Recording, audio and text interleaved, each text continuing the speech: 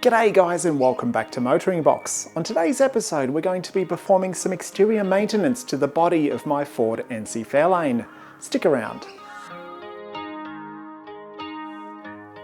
So this is my 1993 Ford NC Fairlane Ghia, and having owned this car for the last 4 years, there's one thing I've learned beyond everything else is that you need to keep on top of a few maintenance items to keep a car like this looking at its very best. Especially when it comes to things that are damaged by sunlight. I mean, I daily drove this car for probably the first 3 years of my ownership of it. And there are some items on cars like this which can really start to get damaged from long sun exposure.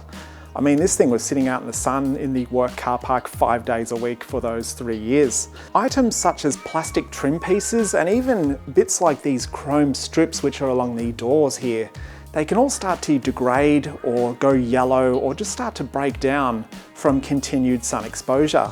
Considering this car is 27 years old this year, there have been quite a few items I've had to replace or recondition over the years, but there are still 2 on the back which I want to look at today. So let's roll the car forward and I'll run you through them.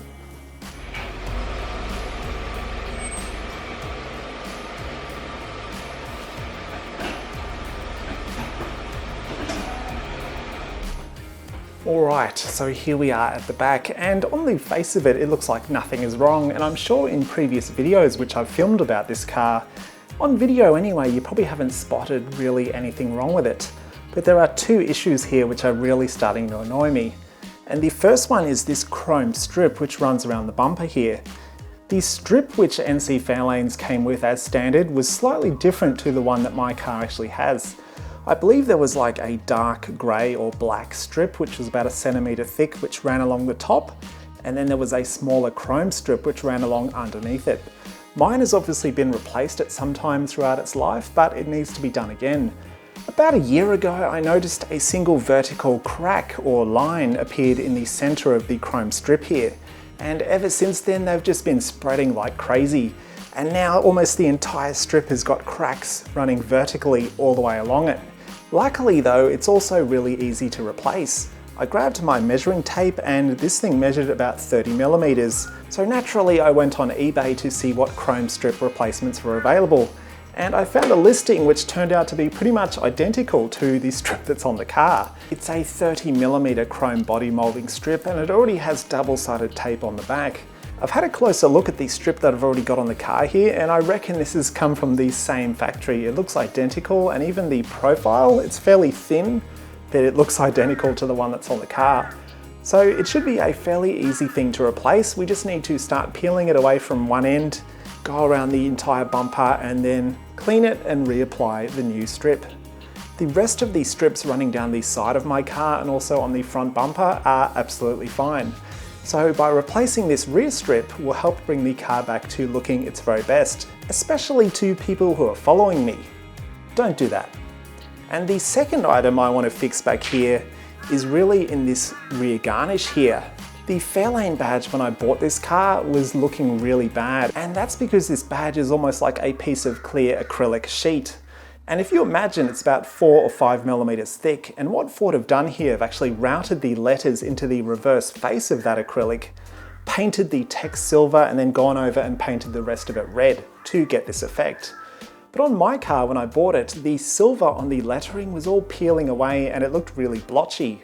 So what I tried to do is, about 2 years ago, I took the badge off, I sanded it back, and I tried to respray it. Unfortunately, it didn't really turn out all that good, and you can see some of the red is coming through on the letters, and it's really starting to drag down the appearance of the car. Removing these badges is actually quite difficult because they've been stuck on there for nearly 30 years. And it's a real pain in the ass to try and get them off without cracking the badge itself or the lens which it's mounted on. And unfortunately, when you look for replacements in wreckers, usually you'll find one that looks a bit like this. It'll have cracks and crazes in the lenses from sun damage, and more often than not, the Fairlane badge will be missing, and generally, the one I've got on the car looks a lot better than the ones you'll generally find. Luckily though for me, I actually found a replacement which is in really good condition. Have a look at this. The Fairlane badge is still nice and shiny and the paint is still in place. I reckon in a few years it may need to be repainted, but it's definitely better than the one I've got. As you can see, it's all in one piece. You can't really separate the lenses from the center part without doing some plastic welding or something like that. So what I'm going to do is rip off my existing Garnish, keep it as a spare, and then put this one on instead. After we replace the chrome strip and the Garnish, I'm really going to be quite happy with how the back of this car looks, I imagine. So let's get to work. Firstly, we need to remove the existing chrome moulding, and I'm going to do that with this trim removal tool. Simply dig the tool in behind the moulding and start pulling it away gently, working your way around the entire length of the bumper. Just like my new replacement moulding, this existing moulding is held on with 2 lengths of double-sided tape, and removing it off the car is proving to be extremely easy. Next up, I'm going to get the replacement chrome moulding and see how it compares to the one I've just removed.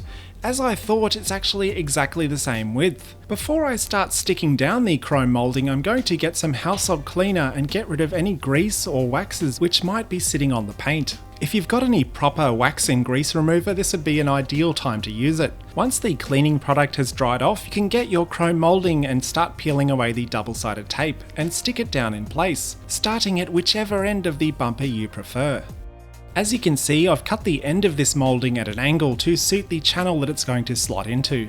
And I'm going to make sure that I really take my time and stick this trim down accurately, because every time you need to pull the trim back off again, chances are the double-sided tape isn't going to stick quite as strongly as it did the previous time. So do it right and get it done the first time around. I'm trying to stick the chrome moulding down as accurately as possible and then apply a firm amount of pressure to make sure the double-sided tape bites onto the bumper properly. This particular chrome moulding also has a peel away protective clear layer, so you don't need to worry about scratching the chrome while you're installing it. I'm going to speed things up a little bit here because I really am taking my time to make sure the chrome moulding is aligned perfectly. And we've finally made it around to the other end of the bumper, where I'm going to stick it down all the way up to the end, where I can finally measure and then trim the chrome moulding to suit. There's at least 2 centimeters of space here where I can tuck the chrome moulding into, so you don't need to get the trim position exactly perfect. Now we can stick down the final length of the chrome moulding, and it's looking fantastic. Making sure that it is stuck to the bumper properly, because the last thing you want is for it to start pulling away. Because it was a fairly cold day, I decided to get my heat gun and start going over the chrome moulding, pushing it down a second time to make sure the tape has stuck down properly, because I did find a couple of places where the chrome moulding was a little bit drummy, as if it hadn't stuck down properly. And now perhaps the most satisfying part of this job is peeling back the clear protective layer. It's here that we get our first glimpse of what the finished product is going to look like. It's beautifully shiny and it looks fantastic. This trim has exceeded even my wildest expectations. I'm super happy with what the end result looks like. With the chrome moulding finished, I'm now going to tackle the rear garnish, and I firstly need to remove this rear cover from the inside of the boot lid. It's fairly easy to get this off. You just need to take out 8 trim fasteners firstly, and the panel will slide straight out. From there, the next step is to start taking out the bulb holders, and also disconnect the boot lock mechanism. The rear garnish is held on by a smattering of nuts, so make sure you take every single one of them off. And once you're done, you should be able to lower the boot lid and start pulling away the garnish. Because I'm going to swap out my garnish with the new one which I've been able to source, I'll need to swap over the lock barrel so that my existing keys will work with the new lock. This is actually a fairly simple process on an NC Fairlane. This chrome strip above the number plate needs to be removed by simply taking out 4 screws, revealing the lock mechanism cover. Simply remove these 2 additional screws, take off the cover, and then the lock barrel should come straight out. We then need to perform exactly the same thing on our replacement garnish so that we can swap out the existing lock barrel with our existing replacement. Simply refit the lock barrel cover and then also the 4 screws which holds on the chrome strip. With the lock barrel swap over complete and the chrome strip reinstalled, we can start offering up this new rear garnish onto the boot lid of the Fairlane. And once you're happy with the fitment, you can reconnect the boot lid release and also refit the bulb holders. Before we start bolting everything down and then refitting the cover, it's a really good time to test that all of your boot lid lights are working, otherwise you'll have to remove the cover in order to fix any issues. And also check that the lock on your boot lid functions correctly, which it should if you've done the job properly. With all of the lights and the lock working correctly, I'm now going to bolt everything back down again. and it's just a reverse of how you disassembled it. Lastly, we can also refit our inner boot cover, refitting it with the 8 trim fasteners, and also the all-important step of swapping over our number plate onto the new Garnish. And I'm also giving it a quick spray to clean it up. It's going to need a bit more of a scrub on either side of the number plate, but I'll sort that out a bit later on. And there you have it guys, the installation is finished and I'm really happy with the end result. And when you have an old car like an NC Fairlane which has bespoke parts like this one, having a spare rear garnish is an absolute godsend because the parts are only going to get rarer as time goes on. And there we have it guys, my rear end upgrade of the NC Fairlane is now done.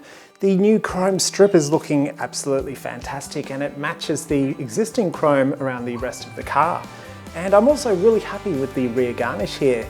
It's not a perfect condition one, but it is a lot better I think than the one I've got previously.